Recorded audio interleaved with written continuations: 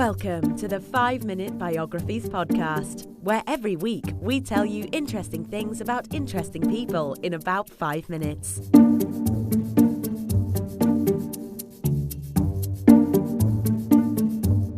And now here is your host, Wayne Armstrong.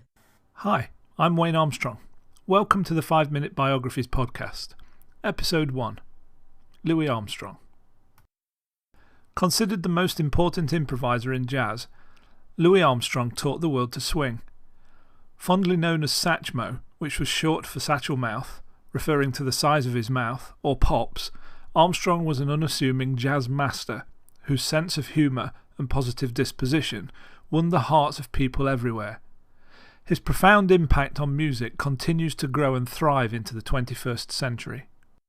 On the 4th of August 1901, 16-year-old Mayanne Albert gave birth to a little boy, who she named Louis, following a liaison with the boy's father, Willie Armstrong. The relationship didn't last too long, and a short time after Louis's birth, Willie left, and Louis was placed in the care of his grandmother, Josephine Armstrong. Josephine managed to bring in a little money doing laundry for white families, but was only able to keep a small amount of food on the table. As a child, Louis had no toys, very few clothes, and walked around barefoot most of the time. Yet despite their hardship and struggle, Josephine made sure her grandson attended school and church. In 1907, when Armstrong was 6, he moved back in with his mother, who was at that point living in a tough area called Storyville.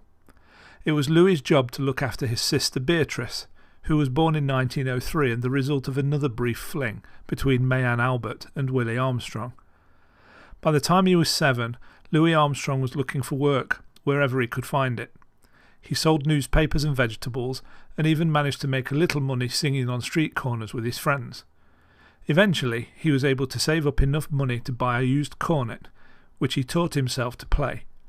At the age of 11, Louis quit school to concentrate on supporting his family. While they were singing on the street, Armstrong and his friends came into contact with many different musicians who played in the Storyville honky-tonks. One of the city's best-known trumpeters, Bunk Johnson, befriended Louis. He taught the boy songs and techniques and even allowed him to sit in during concerts. By and large, Armstrong was able to stay out of trouble, although an incident on New Year's Eve 1912 changed that and the course of his life. During a New Year's street party, 11-year-old Louis fired a pistol into the air. He was taken into police custody and spent the night in jail. The next morning, the judge sentenced the boy to the Coloured Waifs Home. The home was run by a former soldier, Captain Jones. Jones's regime provided discipline, regular meals and daily classes, all of which had a positive effect on Armstrong. The home also had a brass band that Armstrong desperately wanted to join. The band director dismissed him out of hand, not wanting a gun-shooting kid from Storyville. So Louis set about proving the director wrong and worked his way up until he was made leader of the group. Then in 1914, after 18 months in the home, Armstrong was sent back to his mother. While he spent his days delivering coal, in his free time Armstrong began to play with pickup bands in small clubs and at funerals and parades around New Orleans. He began to get noticed by some of the older musicians as well. It was around this time that Joe King Oliver, one of the best trumpet players to be found, became Armstrong's mentor. He was in Kid Ory's band, but when he decided to move to Chicago, Louis replaced him in the band. On the basis of this position, a year later, Armstrong was hired to play riverboats on the Mississippi. Not only did this new opportunity allow Armstrong the chance to play with many prominent musicians, he also learned to read music and how to properly undertake the responsibilities of a professional gig. In 1922, Joe Oliver invited Armstrong to Chicago to play in his Creole jazz band, and so began Armstrong's lifetime of touring and recording. After a few years spent playing around the United States with the Fletcher Henderson Orchestra, Sidney Bechet, Ma Rainey and Bessie Smith, in 1925 Armstrong returned to Chicago and made his first recording as a band leader with his Hot Five. From 1925 to 1928, Armstrong maintained a rigorous schedule of performing and recording.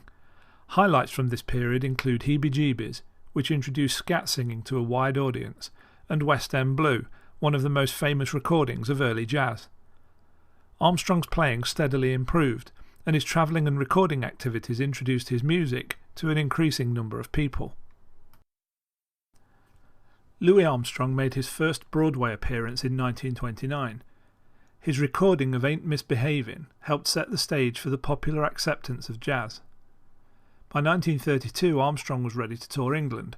He was there for 3 months, and over the next few years continued his extensive foreign and domestic tours, including an extended stay in Paris. When he returned to the States in 1935, Armstrong made Joe Glaser his manager, a position that Glaser would hold for the rest of Armstrong's career. Under Glaser's guidance, Armstrong performed in films, on the radio, and in the best theatres, dance halls and nightclubs in the world. While his band was performing at the Cotton Club, Armstrong met a dancer called Lucille Wilson, and in 1942 the two were married. The following year they purchased a home in Corona, Queens, where they lived for the rest of their lives. Throughout the 1950s and 60s, Armstrong continued to appear in films, and he made numerous trips abroad, earning him the nickname Ambassador Satch. Armstrong kept touring and playing regularly until recurring health problems began to weigh him down. Still, in the last year of his life, he travelled to London twice, appeared in more than a dozen television shows, and celebrated his 70th birthday at the Newport Jazz Festival. He was making plans and setting up rehearsals up until a few days before his death on the 6th of July 1971. Louis Armstrong's personality and career continued to have a profound impact on the music scene over half a decade later. I hope you enjoyed this episode of 5 Minute Biographies. It would be great if you could leave me an honest review on iTunes, and you can also read a transcript of this episode on the 5 Minute Biographies website at www.5minutebiographies.com/episode 1, where you can also leave any comments. If you have any suggestions for future episodes, please use the Suggest a Biography page on the website. Thanks again for listening, and I'll see you next week. Thanks for listening to the 5 Minute Biographies podcast at www.5minutebiographies.com.